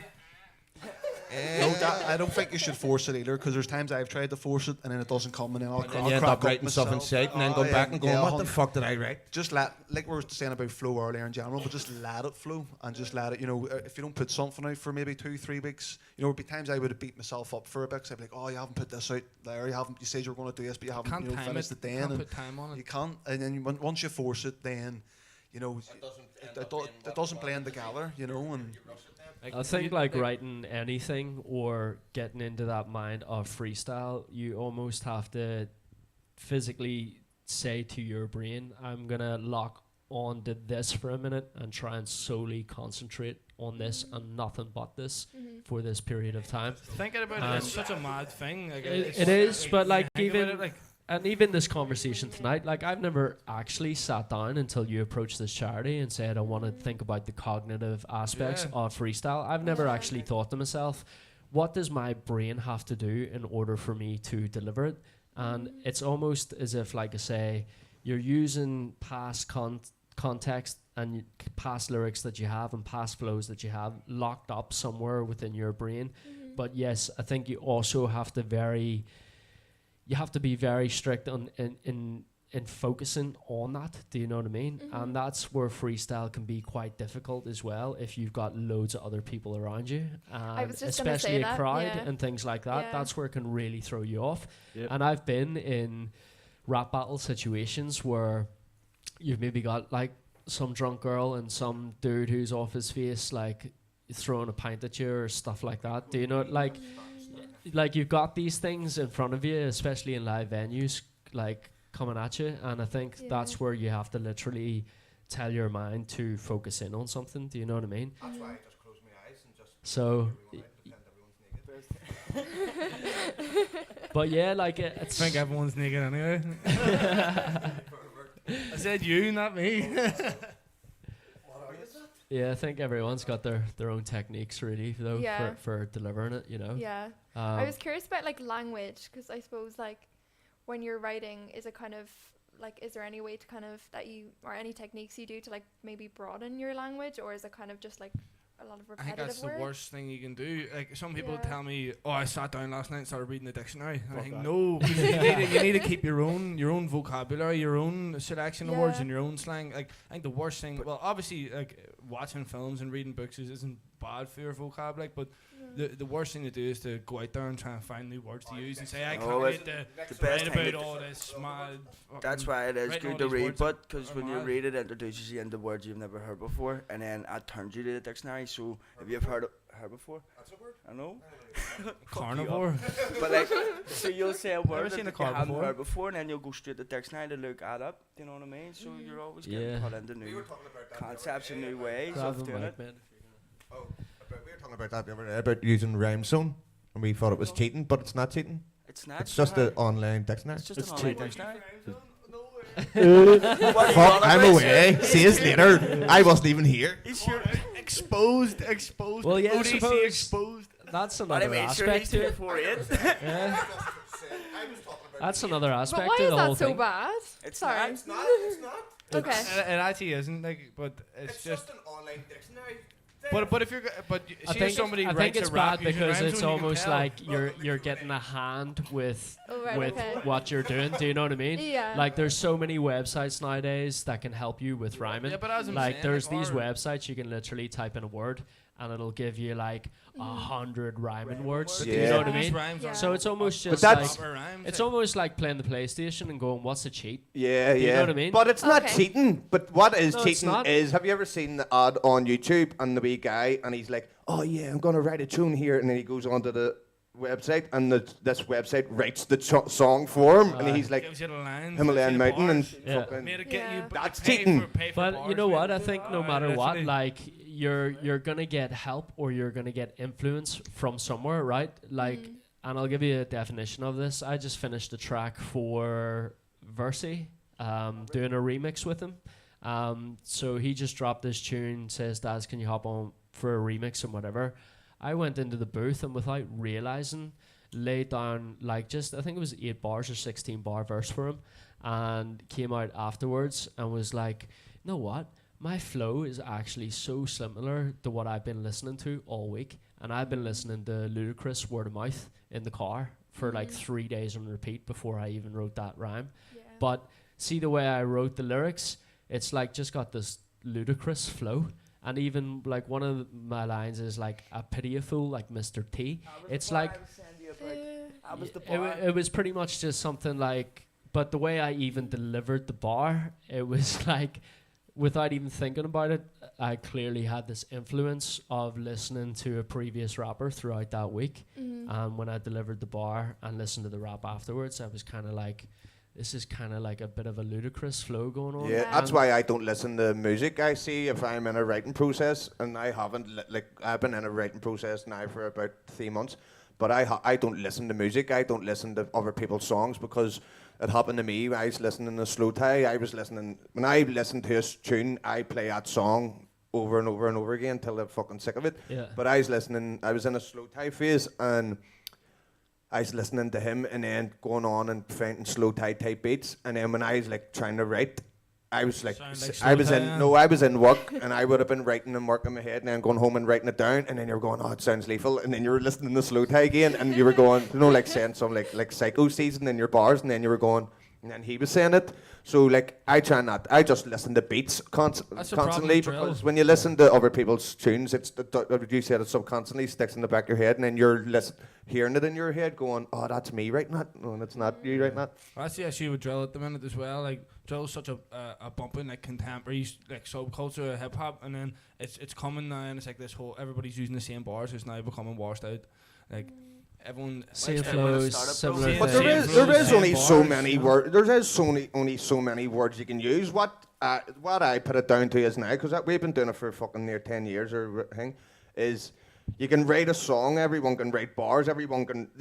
There's like 3 ways you can write a tune. You can write a rap tune and it's like bars, just full bars, smart bars, or you can do one that's sentimental, you know. But what I try and do now is just try and make it as real as possible, because you don't have to put all them smart bars into it, as long as you use your words right and don't make it sound like anybody else's gimmicky bars or thing, and just make your story into. Because at the end of the day, when you listen to everybody else's raps or whatever, all it is the same words. We're all just using the same words but putting it in a different context. Different you know what I mean? ways, And that's yeah. all it is. Yeah. And if you listen to Eminem said it in ages ago on one of his tunes. He's just writing the same song, but you know, like in a different way or each time. Do you know what I mean? Yeah. And it's all it is just using different words. And you don't have to have fucking big words in your vocabulary to write a fucking tune if it's going to be real from the heart. Yeah, yeah. That's the level I'm at now, where I don't, because I used to, when I was sitting down writing, because I used to grow up listening to like Lunar Sea. Like Lunar Sea was one of the best, like bar writers ever, and so because we grew up listening to him, I always thought that's what rap had to be, was smart bars all the time, and then I grew out of that phase, and it just turned into then. I'm writing about me and my shit, and then you just throw your own wee kind of smartness into it, you know, and then just make it your own. But I think everyone as well finds their own style too by trying different things. Like even just what you're saying there. But it's the style really, in my eyes, boils down to it. It all boils down to the beat. Yeah. Everyone can have a style, but if you can stick on a beat, and that can make you come out of your comfort zone and do a different style. It's all about the beat in my eyes. That's why most of the time, if I haven't wrote, it's because I haven't found that beat to write to, because most of them are all too common. Or you need to find that one beat that's just going to go. I think it takes for you as well to experiment on many different. Like the thing is with hip hop now, like whenever we first started listening to it, it was straight up sampled bass boom bap hip hop, and that's all there really was. And then as the years went on, all these subgenres of hip hop started to develop. Like you look now, you've got drill, you've got trap, you've got UK grime, you've got even elements of drum and bass where there's rhymes and stuff like that, and they're totally different rhyming patterns. Do you know what I mean?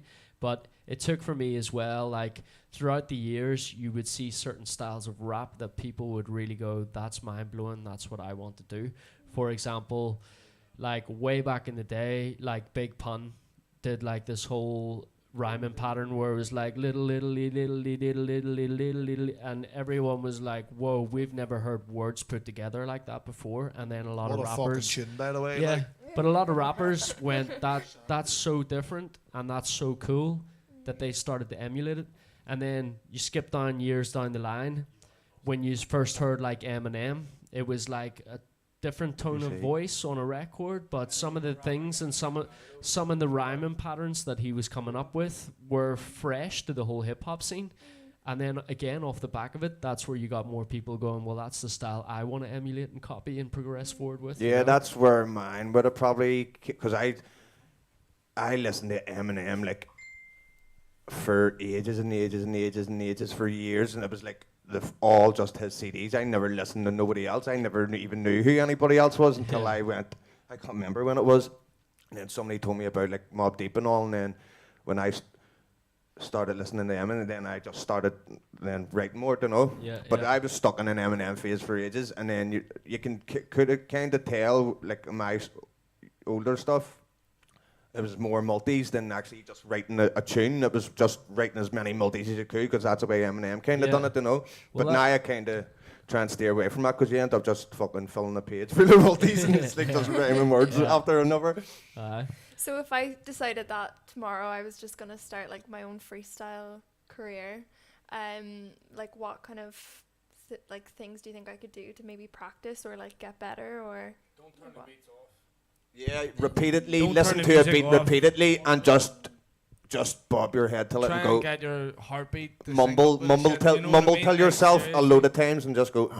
Just keep going, and then eventually you'll settle on one wee phrase and be like, that sounds hard, and you'll have that one phrase, and then you'll come off that there, whatever that is, and whether it's a flow or a phrase or like even one word, like, and you know you want to end or rhyme on that word, like realistically, see if you have a flow and you have rhythm, you know what I mean? Like, do you have rhythm yourself? That's Obviously, what I was going to you're a say. musician, See, obviously, right? that's what I was going to say So about if you have rhythm, you can, it's just a matter of well, time. like before I'm an the word- R&B singer, so I suppose like that's what I was going to say about the like about can anyone do it? Like not everyone would listen to an instrumental and sit in a way. Obviously, rappers would sit and hear a beat, and if they can write till it, they'll be like they'll go in the zone, and you just hear them in the corner going. And you're like, how long, run a beat back. But like, not many people would do that, I don't think, because it's just triggered. You know what I mean? You're just starting to write till it straight away, where other people wouldn't do it. But yeah, I think anyone who's got like question, if you want to get into freestyle tomorrow, what tips would you take? I would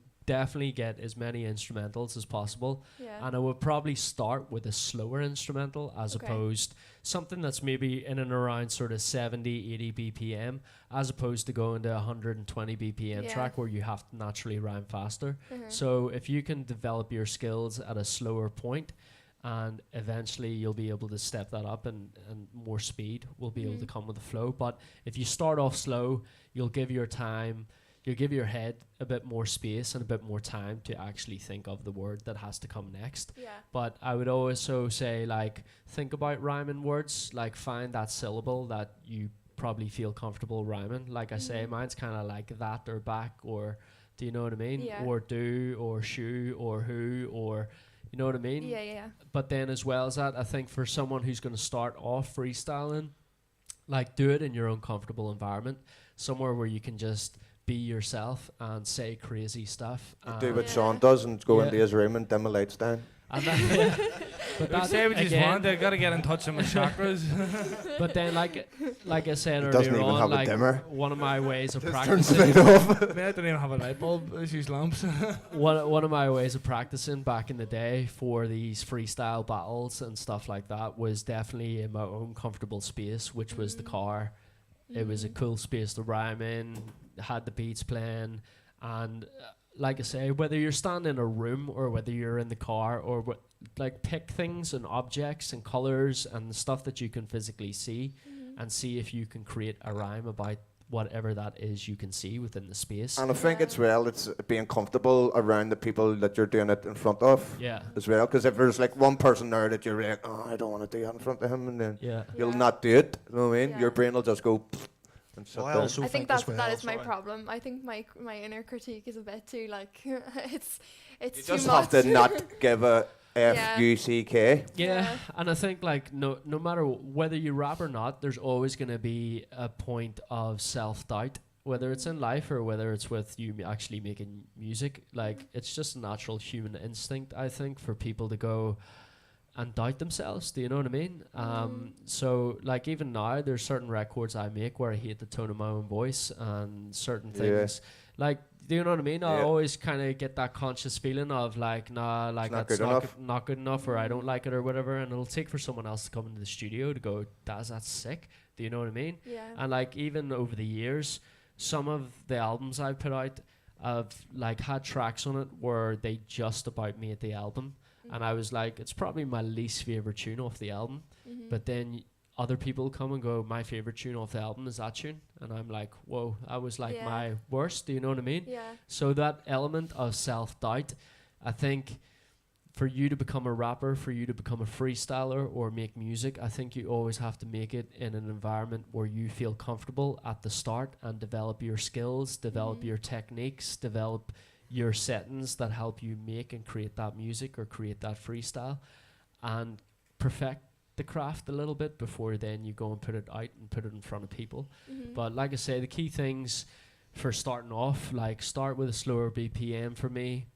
It'll give you more time to get those words into the track. Find the rhyming words that you like, the rhyming words that you think will help you progress further.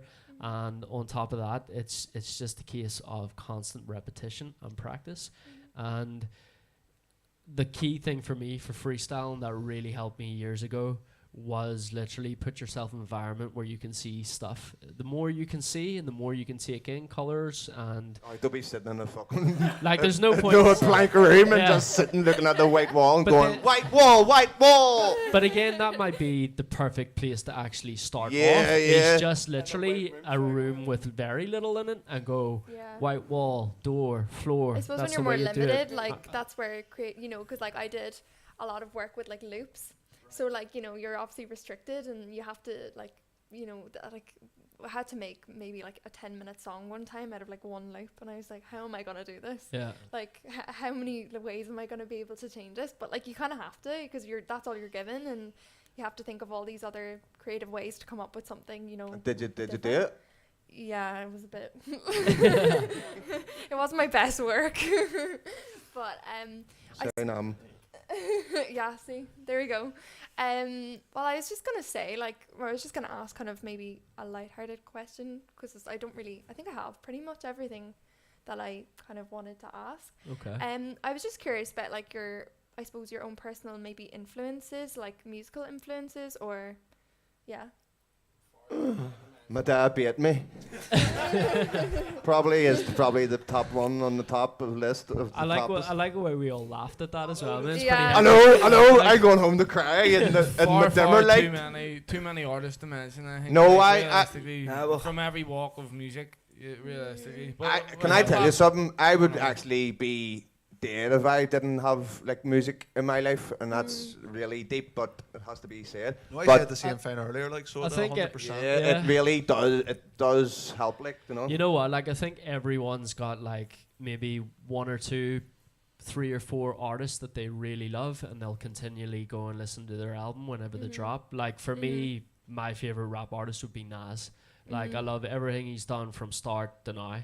He's been consistent. His rhymes are always bang on point. He always talks a lot of sense. Nowadays he talks with a bit of maturity in his music as well, which I kind of like as I'm growing older and got a mortgage and kid in the house and stuff like that. So it's hard for me to listen to young man's rap with 18, 19-year-olds rapping about how they're going to go to the club and do this and X, Y, and Z. Yeah. I can't relate to it anymore, so I don't really listen to those artists. Yeah. But I think everyone will have like one or two or a couple of favorite rappers that they really love.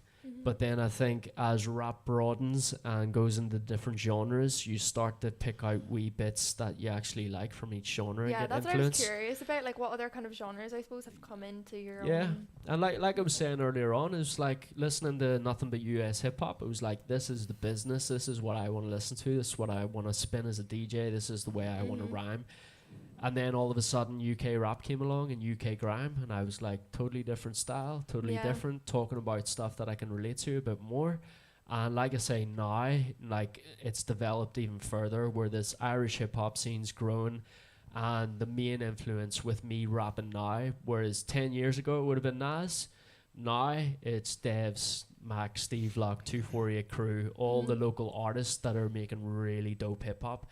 And I'm listening to them more and what they're saying and going to myself, this is really influencing me. This is where my influence now comes from. And I think it's a beautiful thing that it comes from where I'm from and where I live now. Whereas years ago, it came from the US, it came from UK. Whereas nowadays, there's just so many good rap artists in Ireland. I'm picking up the influences from our own local artists and being inspired further by them, That's which how I the think is scene beautiful. grows and flourishes as its own sound. You know what I mean? That's how it's And it gonna really happen over hasn't time. proper blown up yet, the Irish scene, like, do you know what I mean? So when it does, it's a good thing to be involved in, and it's a good thing to look forward to, you know? Yeah. That's what keeps me driven, to see actually the outcome of it all, even, you know? Finished product. Yeah. You know what I mean? With me, like, influence-wise, obviously, you know, you're going to obviously, you know, say the greats of like Eminem, 50 Cent, and Snoop Dogg and all that. But one of the reasons why I'm even here now is because one of probably the biggest influence, kind of rap-wise, if you want to call him that, would be Little Peep. And he doesn't get enough credit. You know, he died at 21 years of age, and I watched his documentary about just before COVID for the first time. And I kind of felt like, didn't know the guy, but I felt like I related to him. And a lot of my stuff would be, I wouldn't say kind of similar to him, but it kind of made me realise where you don't have to be rapping about driving down a street and shooting someone. You don't have to be, you know, you can put, you know, your emotions into it. You can put your, you know, the mental health side into it. And like I say, I love, you know, Eminem and all that there. But for me, I would say Little Peep, and that's one of the reasons why I'm here. He kind of mixed rock and emo and punk with rap and kind of blended the two. Like, he would be a rapper, but he could be a singer as well. And he's kind of blew up a lot more from he died. So he has, because obviously, you know, when someone dies, it always just goes majorly blew up. But for me, But I've I always think been... Peep as well, like, I don't listen to his music, right? But I watched that documentary. I think it was on Netflix. Yeah, yeah. And Everybody's I everything. said this to Devz the other day, like, and I'm showing my age here, but back in the day, every Good rapper point, was but called Big, right? Big L, Big Pun, B.I.G. And nowadays it's like little this, little that. And I said to I Devz, googled it. he said little something. Have you listened to little something the other day? And I was like, you know what? I don't really listen to rappers with little in the name because I know it's going to be a certain style of rap, Yeah. and more than likely it's going to be this real modern new age of rap, right? But watching that thing with Peep, I think the thing was that he actually captured like a genre and created a genre of rap himself, right? And I think it was kind of more like that emo kind of style of rap and that dark, drug taking, nasty side of life that he was talking about a lot in his music. And it was stuff like that you weren't necessarily hearing the likes of Lil Wayne or Little whoever else talking about. It was almost like this genre that he focused on that he knew a lot of other people were going through. And I think the fan base eventually copped on to what kind of style of music he was making and the subjects that he was talking about. No, 100%. Do you know what I mean? Kind of the little kind of thing as well. He gets through into that bracket of they're all kind of the mumble rappers and all the same things. But with him, I'm big into my heavy metal, big into love my trance. I love all sorts. Like I don't just sit and listen to hip hop. You know, like I listen to kind of everything and anything, and I'll get influences from that too. Like I'm a big, massive trance head and hardstyle man as well as I'm a big hip hop man. But I'll get some elements from trance and can put it into hip hop and likes of Little Peep as well. Like I say, he was free into that bracket of just he does that, but his music completely. It's one of the reasons why I'm sitting here. And it Yeah, kind I of actually made me. I fuck with his music. I have a few tunes of his, like, so I can relate that. Like once you say there's a Little few Peep, wee kind of people bangers, will like, kind of cringe a bit or laugh just because of the name. But yeah, when you actually like scale back and go behind that and actually realize, like, to me, I thought he would have been one of the best artists of that generation without a shadow of a doubt if he was still here. And like I said, if it wasn't for me, I judged it myself whenever I seen the documentary. Never knew who this guy was, and wasn't going to watch it just because he was called Little Peep. And I watched it, and it fucking blew me away. Like I think blew me it'll away. affect anyone who watches it because it's a sad story at the end of the Haven't day even and the way watched he it. lost his life, and the people that he was surrounded with, and the drug culture, the party culture, the rebellious culture of living in that sort of society in America. Like it's deep. Do you know what I mean?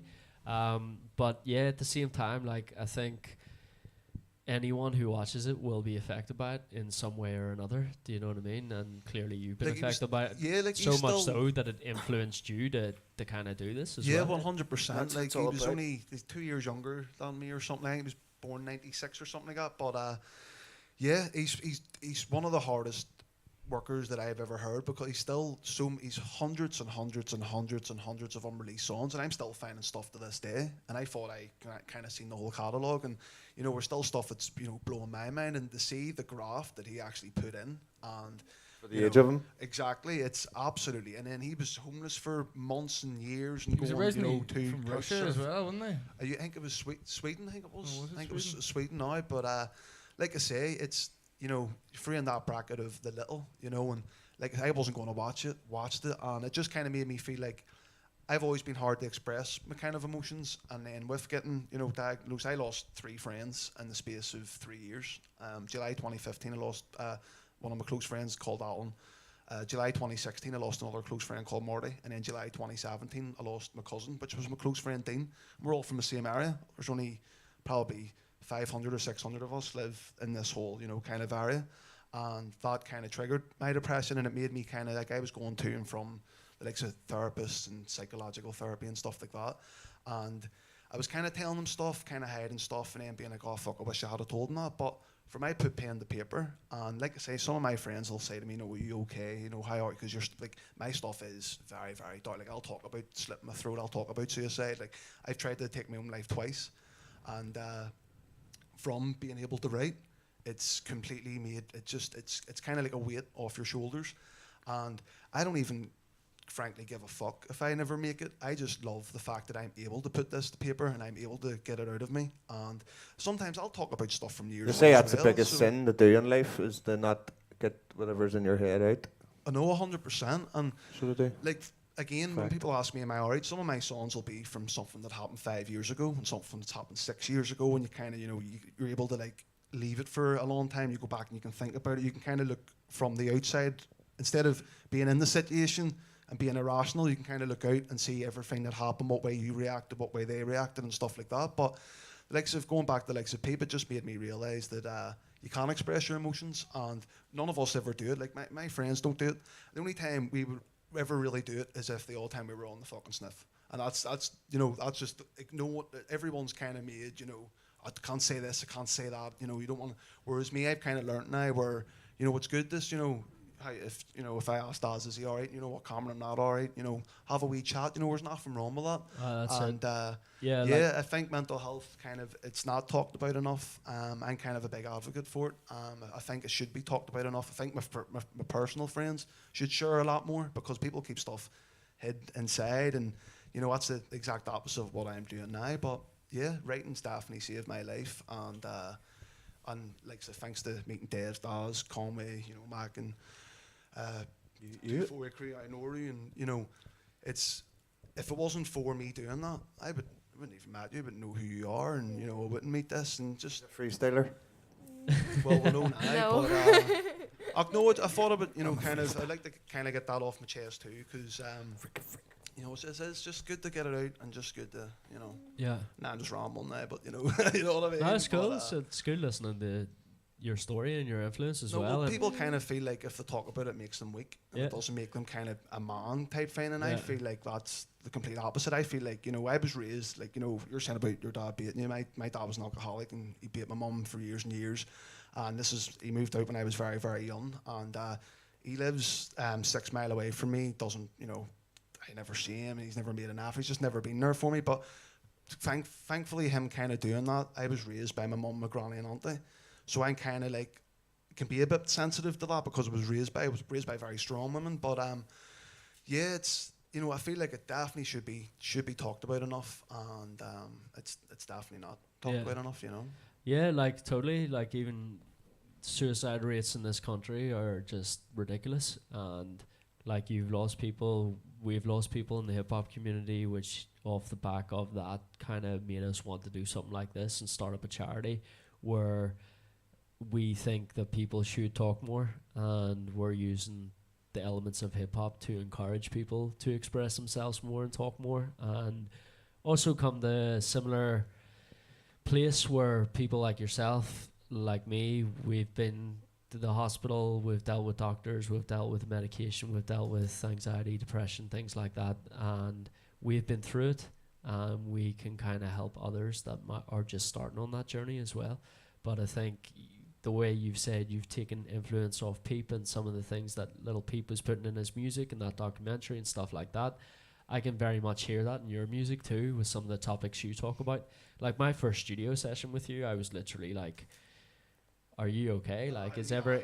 And I did. And I did. Yeah. And again, we've had another young guy down here, Alex George. He was living in a hostel. His family were all based over in London. He was here by himself. His social situation wasn't the best, all the rest of it. He was talking about suicide in his music, talking about some deep and dark situations.